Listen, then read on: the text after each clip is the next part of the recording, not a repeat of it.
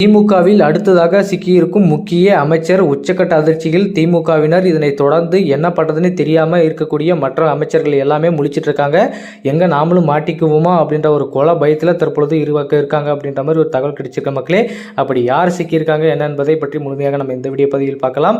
கூட்டுறவுத்துறை அமைச்சராக இருக்கக்கூடிய பெரியசாமி அவர்கள் தான் தற்பொழுது ஆனந்த் வெங்கடேஷ் அவர்களின் பிடியில் வசமாக சிக்கியிருக்காரு. அது மட்டும் இல்லாமல் கிட்டத்தட்ட 13,000 கோடி ரூபாய் ஊழல் பண்ணியிருப்பதாகவும் அவருடைய சொத்து மதிப்பு மட்டும் இவ்வளவு இருக்கு என தற்பொழுது நிறைய தகவல்கள் வெளியாயிருக்கு. அதனை தொடர்ந்து இப்போ அவர் கூட்டுறவுத்துறை அமைச்சராக இருக்காரு. இதுக்கு முன்னாடி பார்த்தீங்கன்னா 2006 2011 ஆண்டு காலகட்டத்தில் தமிழக வருவாய் மற்றும் வீட்டு வசதித்துறை அமைச்சராக இருந்த பொழுது அளவுக்கு அதிகமாக சொத்து சேர்த்ததன் காரணமாக அவர் மீது சொத்து குவிப்பு வழக்கு போடப்பட்டது. அதுக்கான விசாரணை கிட்டத்தட்ட 10 ஆண்டுகளாக நடைபெற்று கொண்டிருக்கிறது. ஆனால் இதுவரைக்குமே அதுக்கான ஒரு முடிவு கிடைக்காமல் இருக்கு. அதனை தொடர்ந்து பார்த்தீங்கன்னா இப்போ ஆனந்த் வெங்கடேஷ் அவர்கள் தானாக முன் இந்த வழக்கை எடுத்து விசாரணை பண்ணிட்டு இருக்காரு. கண்டிப்பாக அமைச்சர் பொன்முடியின் வழக்கை எடுத்து எப்படி விசாரணை பண்ணிட்டு வந்தாரோ அதே மாதிரி தற்பொழுது பெரியசாமி அவர்களின் வழக்கையும் எடுத்து ஆனந்த் வெங்கடேஷ் அவர்கள் விசாரணை பண்ணிட்டு வந்துட்டு இருக்காரு.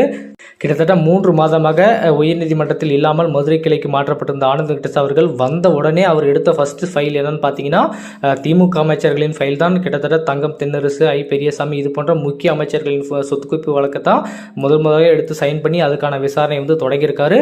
அடுத்த கட்டமாக திமுகவில் பெரிய அமைச்சராக இருக்கக்கூடிய மூத்த அமைச்சராக இருக்கக்கூடிய பெரியசாமி அவர்களை தான் இப்போ டார்கெட் பண்ணியிருக்காங்க. கண்டிப்பாக அவரும் சிக்கிட்டால் திமுகவின் நிலைமை ரொம்பவே கஷ்டமாயிடும். ஏன்னா மூத்த அமைச்சர்கள் எல்லாருமே அமைச்சர் பொன்முடி, துரைமுருகன், பெரியசாமி அவர்கள் இவங்க தான் திமுகவில் ரொம்ப காலமாக ஆட்சியில் இருந்துட்டு வந்துட்டு இருக்காங்க. பட் இருந்தாலுமே திமுகவின் நிலைமை இப்போ ரொம்பவே மோசமாக இருக்குது. ஏன்னா அமலாக்கத்துறை யாரை டார்கெட் பண்ணியிருக்காங்கன்னா மூத்த அமைச்சர்களை தான் டார்கெட் பண்ணியிருக்காங்க. கிட்டத்தட்ட ஒரு 20-30 ஆண்டுகளாக திமுகவில் பயணம் செஞ்சவங்களை தான் இப்போ டார்கெட் பண்ணியிருக்காங்க. ஏன்னா அவங்க கிட்ட தான் சொத்து மதிப்பு அதிகமாக இருக்கும். கிட்டத்தட்ட 3-4 முறை அமைச்சராக இருந்திருப்பாங்க. கண்டிப்பாக அவங்களுடைய சொத்து மதிப்பு அளவுக்கு அதிகமாக இருக்கும். கண்டிப்பாக அவங்களை டார்கெட் பண்ணால் இந்த டைம் அவங்களை எல்லாரையுமே தூக்கிடலான்ற ஒரு எண்ணத்தோட தான் அமலாக்கத்துறை களத்தில் இறங்கியிருக்காங்க.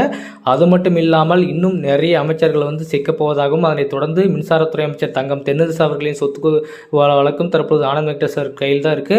ஸோ அடுத்ததாக சிக்கக்கூடிய ஒரு மிகப்பெரிய அமைச்சர் அவராக இருப்பார் அப்படின்ற மாதிரி தான் சொல்றாங்க.